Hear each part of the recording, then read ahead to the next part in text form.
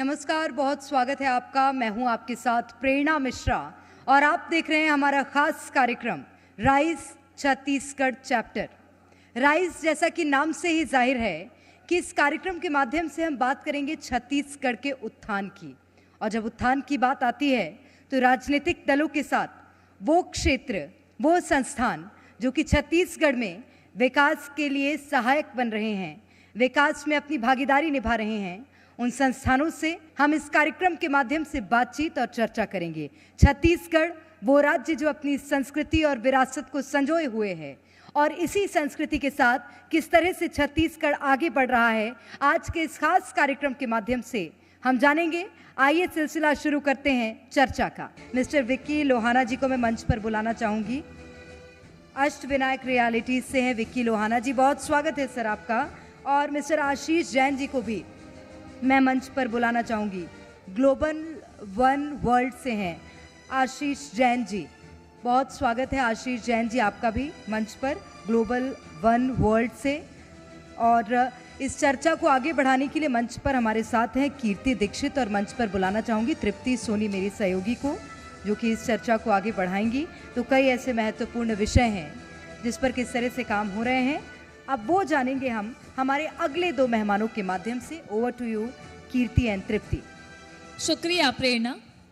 और बात राइज छत्तीसगढ़ की हो रही है कि कैसे ऊंचाइयों तक पहुंचे छत्तीसगढ़, जिसमें हर एक अपने आइडियाज से, अपने इनिशिएटिव से लगातार छत्तीसगढ़ को ऊंचाइयों तक पहुंचा रहे हैं, जिसमें हमारे साथ इस वक्त दो खास मेहमान हैं, आशीष जी और विक्की जी। सबसे पहले विक्की जी आपसे बात करूंगी मैं। रियल एस्टेट की अभी तक की जर्नी आप क्या बताएंगे कि कहाँ से शुरू हुआ और आज कहाँ? रियल एस्टेट ऐसा है, पहले तो सबको नमस्कार, जी न्यूज़ आज इतने मंच को पूरा नमस्कार सब लोगों को। जर्नी जो है वो पता नहीं पड़ता है कब स्टार्ट हो जाती है, और विज़न होना चाहिए।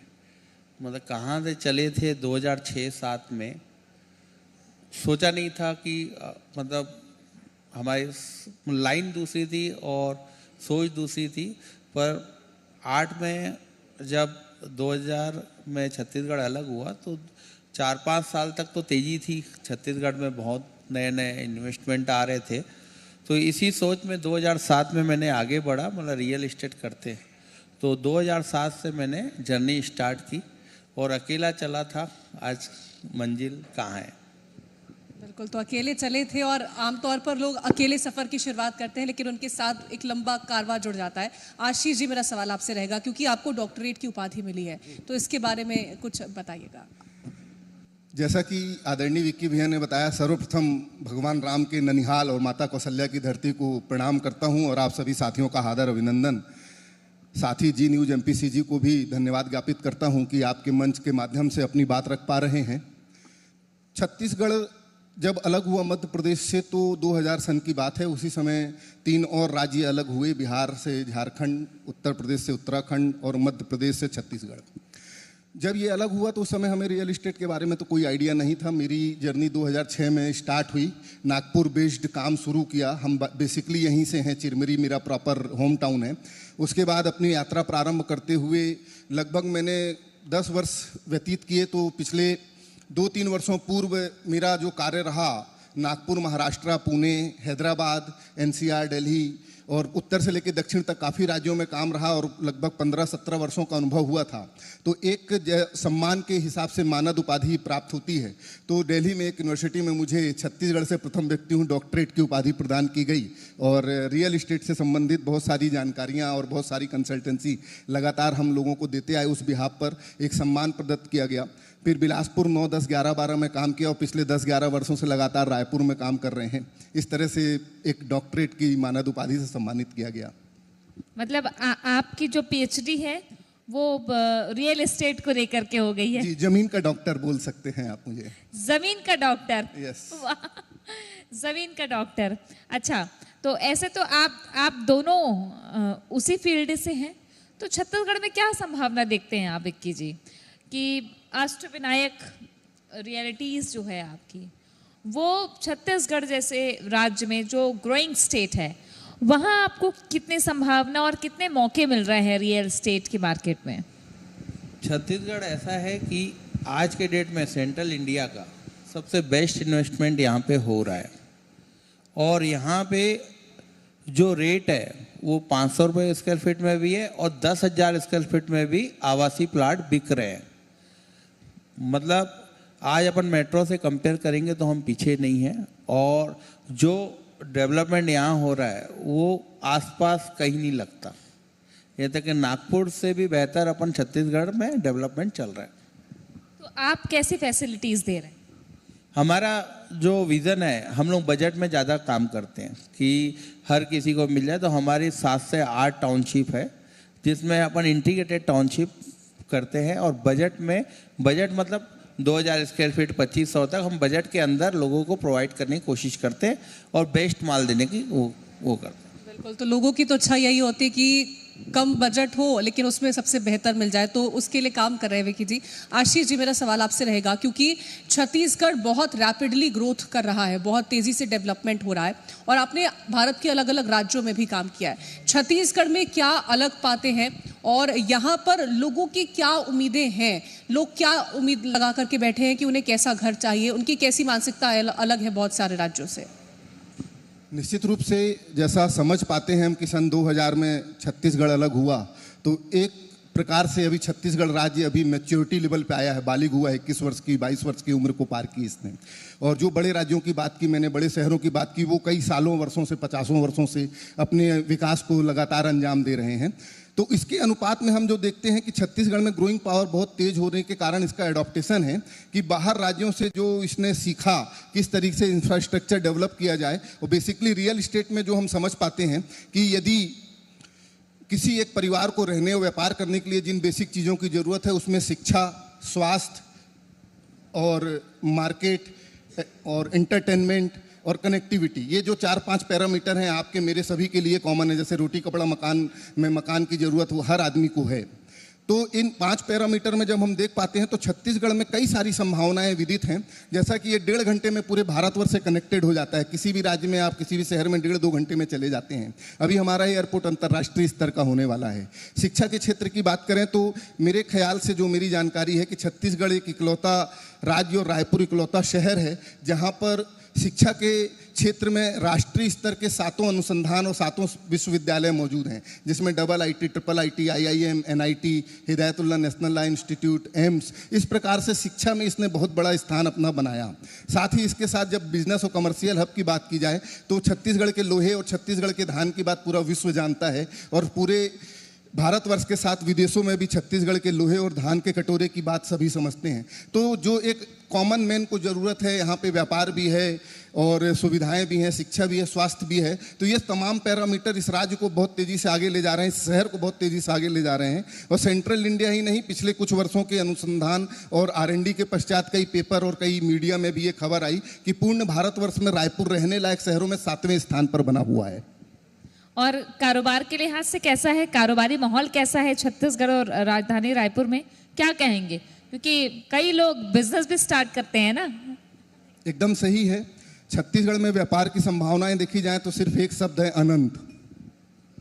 स्पेशली इसलिए इस बात को मैं बोल रहा हूं क्योंकि जब किसी व्यापार की जब जरूरत होती है तो रॉ मटेरियल जो सबसे बेसिक पैरामीटर है, जिसमें लौह अयस्क, खनिज और कपड़े और जूते और जो भी FMCG के प्रोडक्ट्स हैं, दूध, धान, ये तमाम पूरी मात्रा में, प्रचुर मात्रा में। और खनिज के मामले में तो अभी हम लोहे में और आयरन ओर में, इन सारे चीज़ों में नंबर 1 पे हैं। हमारे देश का राज्य का लोहा देश के 33% ज़रूरतों को पूरा करता है। हमारा धान पूरे देश की ज़रूरतों को पूरा करता है। अभी तो लेटेस्ट पिछले वर्ष लिथियम का भी हमारे राज्य में खोज हो गया। हम लिथियम भी प्रोडक्ट कर रहे हैं जो कि एक ग्रीन एनर्जी और प्रदूषण रहित वातावरण में हमारे को सहयोग प्रदान करेगी। रायपुर से 150 किलोमीटर दूर कटघोरा में लिथियम की खदानों का आवंटन हो गया और वहाँ से अब लिथियम का पैदावार है। मतलब जो आपको मैंने बोला अनंत, मतलब कोई रायपुर में और छत्तीसगढ़ में आदमी यदि व्यापार के लहजे से आए तो यहाँ पर जितने पैसे वो बना सकता है और कमा सकते हैं, शायद ही किसी और राज्य और शहर में ऐसी संभावना हो।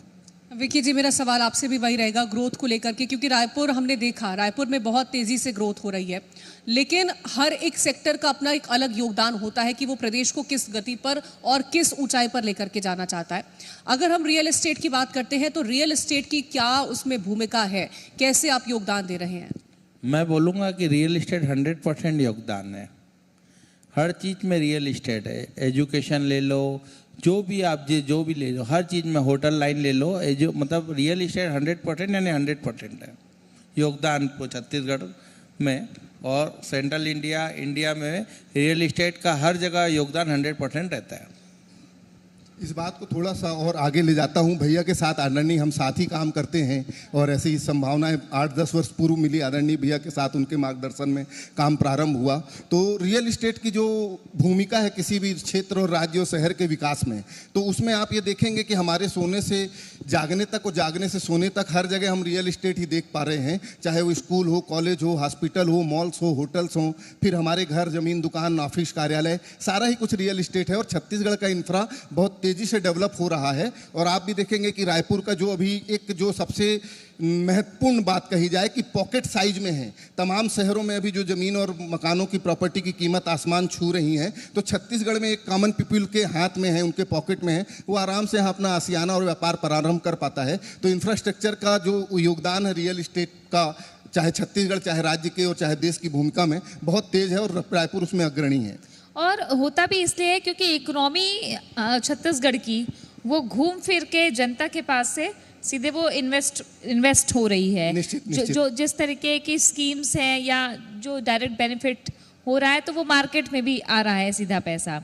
ऐसे में विक्की जी, आप क्या देखते हैं कि जो जनता, जो लोग चाहते हैं कि वो अपना आशियाना बना सके, वो अपने सपने पूरे कर सके, क्या सर्विसेज आपकी जो किफ़ायती भी हो और क्वालिटी बेस्ड भी हो?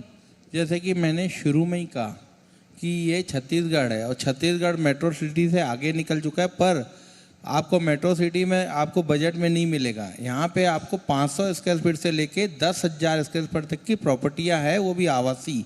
कमर्शियल आप छोड़ दे पाए। एक ज़माने में अपन सोचते थे कि 10,000 रुपये स्क्वायर फीट में कमर्शियल प्लॉट मिलेंगे, अब आवासीय घर में रहने के लिए लोग ले रहे हैं। तो संभावनाएं यहाँ पे बनी हुई है छत्तीसगढ़ में भी। आप मेट्रो चले जाएंगे जैसे दिल्ली, बॉम्बे, आपको जो रेट 10,000 है, जो वहाँ पे आपको रहने लायक जगह नहीं मिलेगी, मतलब दूर दूर तक। आपको यहाँ पे 1,000 रुपये से 2,000 रुपये स्क्वायर फीट तक अच्छी लोकेशन में आपको रहने के लिए जगह मिल जाएगी। तो लोगों का अलग अलग स्टेटमेंट है और बजट है, जिसको जो बजट का चाहिए वो यहाँ पे अवेलेबल है छत्तीसगढ़। बिल्कुल। तो रायपुर तो बजट फ्रेंडली है, लेकिन अगर हम रियल एस्टेट की बात करते हैं तो इसका फ्यूचर आप क्या देखते हैं? भविष्य में क्या संभावना? एक मिनट बोलूँगा, रायपुर लग्जरी बजट दोनों है।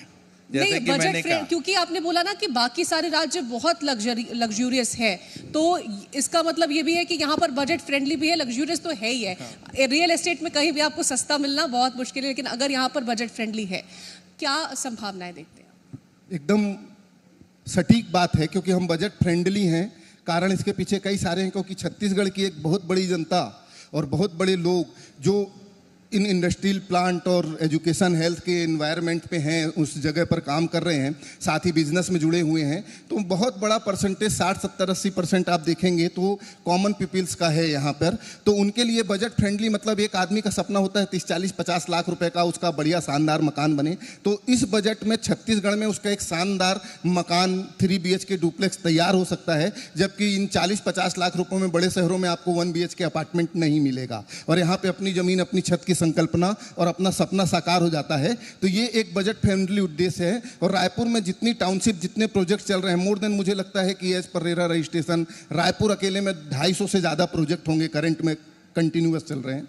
उसमें 80-90% सिर्फ बजट फ्रेंडली होंगे।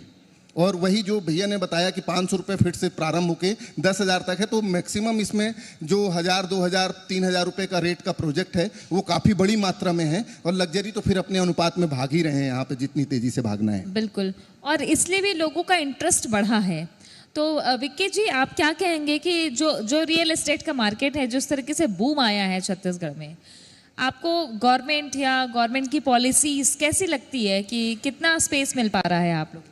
गवर्नमेंट पॉलिसी यहाँ पे बेटर है, क्योंकि यहाँ पे जो भी सरकारें आई, जो पिछले रमन सिंह जी की सरकार थी, फिर भूपेश बघेल जी की, अभी विष्णु दास की, अपने जो भी है, जो रियल इस्टेट की पॉलिसी है उन्होंने उसमें बेहतर किया है। अभी जैसे एकल खिड़की आ गई है, पहले आपको जैसे 10 जगह डॉक्यूमेंट जमा करने हैं, अब आपको एक जगह डॉक्यूमेंट करने हैं, ऑनलाइन आपका लेआउट पास हो जाता है। तो जितना सहयोग सरकार से मिल रहा है बहुत अच्छा मिल रहा है, और इसी कारण ये छत्तीसगढ़ में रियल इस्टेट बूम है, क्योंकि यहाँ परेशान नहीं होता है आदमी, जो काम करना है कर लो आप लोग। एक आखिरी सवाल मेरा आपसे रहेगा, क्योंकि बहुत लोग ये दावा करते हैं कि हम आपको किफ़ायती दामों में घर दिलाएंगे, कमर्शियल अगर आपको जगह चाहिए तो वो मिल जाएगी। आप किस तरह से अलग हैं? देखिए, व्यापार है, दावा सब कोई करेगा, और दावे को सपने में को हकीकत में बदलना ये बड़ा टास्क है। तो उस टास्क पे हम अष्टनायक रियल्टी जो ग्लोबल वन वर्ल्ड लगातार खरे उतरते हैं।